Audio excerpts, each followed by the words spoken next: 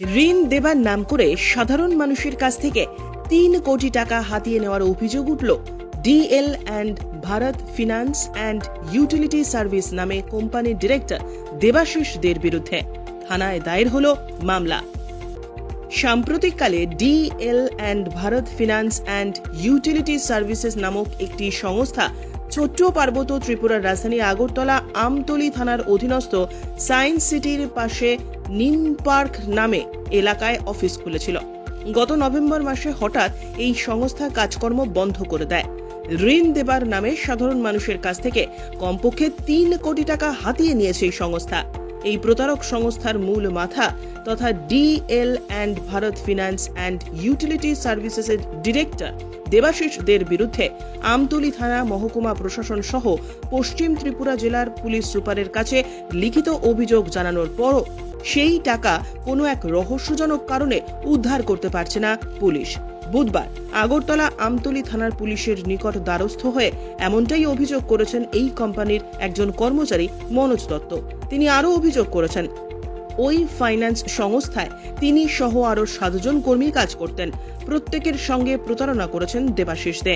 প্রত্যেককে দিয়ে সাধারণ মানুষের কাছ থেকে ঋণ দেওয়ার নামে টাকা কালেকশন করিয়েছে অভিযুক্ত দেবাশিস বাবু। পুলিশ চাইলে সেই টাকার হদিশ বের করতে পারে। সেই টাকা গ্রাহকদের না দিয়ে উল্টো কর্মচারী মনোজ দত্তকে হুমকি দিচ্ছে অভিযুক্ত দেবাশিস দে। এমতাবস্থায় সংবাদ মাধ্যমের সামনে বেকার যুবক মনোজ দত্ত জানিয়েছেন, অভিযুক্ত দেবাশিস দে আর আর্থিক প্রতারণার বিষয়টি পুলিশ যেন সুষ্ঠু তদন্ত করে উপযুক্তভাবে দেবাশিস দেকে গ্রেপ্তার করে এবং সাধারণ মানুষের টাকা যেন ফিরিয়ে দেওয়ার ব্যবস্থা গ্রহণ করে। আমার নাম মনোজ দত্ত। আমি একটা ডিএল ভারত ফাইন্যান্সে ইউনিটি সার্ভিস করে ফাইন্যান্স ব্যাংক, আমি এখানে জব করতাম। হ্যাঁ, আমরা জবের নাম করে সেটা আমরা সব কিছু বায়োডাটা দিছে, আমরা অ্যাপয়েন্টমেন্ট লেটার দিছে, দিয়ে সেটা আমরা যে স্যার যে ডাইরেক্টর আসলো দেবাশিস দে, তাহলে সবার থেকে কইছে এইভাবে লোনের বাবদ তুমি অনেকখান থেকে টাকা কালেকশন করো, এত টাকা লোন দিলে এত টাকা লোন মানে এত টাকা জমা দিতে হইব, কয়ে সবাই টাকা ডকুমেন্টস মানে যা রিলেটেড ডকুমেন্টস লাগে সবগুলো শো করাইছিল। হ্যাঁ, ডকুমেন্টস মানে শো করেছে কি তাহলে একটা আমরা দেখাইছে ওই ডিএল ভারতের একটা ফর্ম দিছে, এবারে তাহলে কিছু এগ্রিমেন্ট করা হয়, এইসব করে সেটা অনেক থেকে চেক নেওয়া হয়, এইসব কাগজপত্র নিয়ে এসে তাহলে আমরা ওই দেখাচ্ছি এইভাবে ও বিষয়ে জমা দেওয়ানো লাগে টাকা পয়সা, এত টাকা বদলে এত টাকা। তা আমরা কী করছি, এতদিন তো অফিস চলতেছে প্রায় অনেক দিন ধরে চলতেছে। হঠাৎ করে নভেম্বর মাসে অনেক ঘটনা হয়েছে। নভেম্বর মাসে তাহলে আস্তে আস্তে অনেকে টাকা, কিছু মানুষের টাকা দিছে, কিছু মানুষের টাকা দিছে, লোন দিব করে দিতেছে না। হঠাৎ করে একদিন কী ঘটনা হইলো, তাহলে হঠাৎ করে থানা দেয় বসে, হ্যাঁ টাকা দিব সে অনেকে টাকা দেনা করে হঠাৎ করে থানা দেখলো। এবার আমরা থানায় দিয়ে গেলাম, তাহলে আমার কাছে টাকা পয়সা নাই, আমরা কোনো কিছু নেই, তাহলে অনেকে সবাই টাকা পয়সা দিত না বলে কইতেছে। তো আমরা তো অনেক কাস্টমার আমরা চালাইতেছি, কাস্টমার কইতেছে তোমার মাধ্যমে দিছি, তুমি তো জমা দিছে, অনেকে আমরা অনলাইনে তারা জমা দিছে, অনেকে ক্যাশে জমা দিছে। আপনি ব্যক্তিগতভাবে কত টাকা দিচ্ছেন? আমি ব্যক্তিগতভাবে 75 লাখ টাকা মতন দিয়েছি, মানে কালেকশন করে। সেটা কীভাবে? যেমন লোনের বাবদ তাহলে কইছে 10 লাখ টাকা দিব, 10 লাখের দেবেন 44,000, কোনো সময় 48,000, আবার 19 লাখ টাকা দিব, 19 লাখে কইছে 70,000। পেমেন্টের প্রসেসটা কীরকম ছিল? পেমেন্টের প্রসেসটা ছিল অনলাইনে হয়, অনেক সময় ক্যাশে দেওয়া হয়েছে। তারপর কী হয়েছে?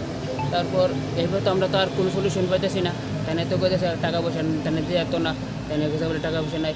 এইভাবে তখন আমরা আইসি থানার সামনে, স্যারের লগে কথা কইতাম, স্যার এই ব্যাপার আমরা তো কীভাবে টাকা পাওয়া যায়, তাহলে যদি পুলিশ প্রশাসন যদি ঠিক করে, যদি তাদের সব কিছু সিজ করে বা তাদের ফ্যামিলি অথবা তাদের আত্মীয় স্বজন সবাই যদি একটা ভালো করে সিজ করে, কিন্তু টাকা পয়সা সব পাওয়া যাবে। এত টাকা পয়সা মানুষের তো কোটি কোটি টাকা। আমি তো শুধু একটা না, আমার লোক অনেক স্টাফ আছে, তারাও জমা দিছে, অনেকে পাইছে অনেকে পাইছে না। এইসব করলে অনেক টাকা কত টাকা হইতে পারে? মিনিমাম তো 3-4 কোটি টাকার উপরে হতে পারে। তো পুলিশকে 1 টাকা পাইছে না? এখন অবধি কি খবর আছে? না, এখন পর্যন্ত তো পুলিশের কাছে তাদের কাছে কিছু নাই বলে, তাদের কাছে তো তাদের কাছে এখন কিছু নাই, তারা বলে সিজ করে। আমরা তো SDM DM সবখানে জমা দিছি, তারাও গিয়ে চেক করছে, তাদের কাছে কিছু নাই, তাদের বলে কোনো সম্পত্তি নাই, এই কথা কইছে কি। পুরো টাকাটাই গায়েব করে দিচ্ছে? হ্যাঁ, তো পুরো টাকাই গায়েব। ওখানে আমার যে টাকা আছে আমি চাইতেছি আমার কীভাবে হোক, আমার যে টাকা 75 লাখ টাকা তেনে আমরা যেভাবে থানা প্রশাসনের মাধ্যমে যেন আমরা এই টাকাটা যেন লয়ে যেতে পারি। তাহলে আমরা এখন উপকার হবো। এখন এই যে প্রতারণা করলে আপনার অবস্থা কি যে আমানতকারী? আমার তো ওখানে তো অবস্থা বেশি খারাপ, কাস্টমারের যন্ত্রণা, কাস্টমার হুমকি কি মায়ের লাইব ই করবো, উল্টা দেবাশিস দিয়ে আমরা হুমকি দিতেছে টাকা দে, টাকা না দিলে লোন মানে কাস্টমার টাকা দিতাম না, আমাকে দিতাম নাই, অনেক কিছু হুমকি দিতেছে। তাদের বলে টাকা দিতাম, উল্টা বলে আমরা টাকা দিতাম, তারপরে উল্টা আমরা হুমকি দিয়েছি আর টাকা দিতাম বলে তাদের আমরা কাছে কোনো টাকা দিব, টাকাই নাই আমরা কাছে, আমরা সব যা আছে নিশ্চয়ই আছে, উল্টা আমার যা সব টাকা পয়সা আসলো এটিও সব দেওয়া হয়ে গেছে মানুষের, উল্টা আমরা পুরা শেষ করে নিঃস্ব করে নিয়েছি। তখন আমি অনেক কী করবো নিজে না পারে সে থানাতে আইসি, তো স্যারা যদি কিছু হেল্প করে, আপনারা যদি কিছু হেল্প করতে পারে